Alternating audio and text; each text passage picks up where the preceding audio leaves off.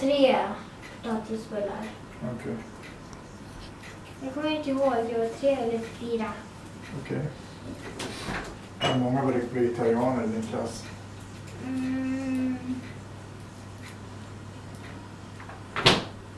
Alla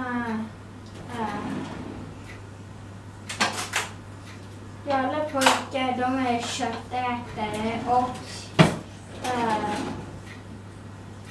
Alla flickor är vegetarianer? nej. Nej, några flickor.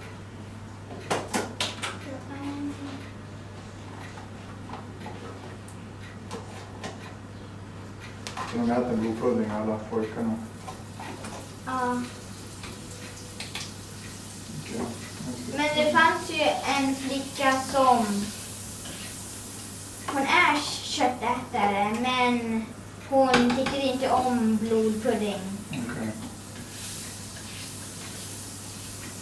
Jag förstår. Så om man är köttätare och tycker inte om blodpudding, då får man bara 2 potatisbullar ändå.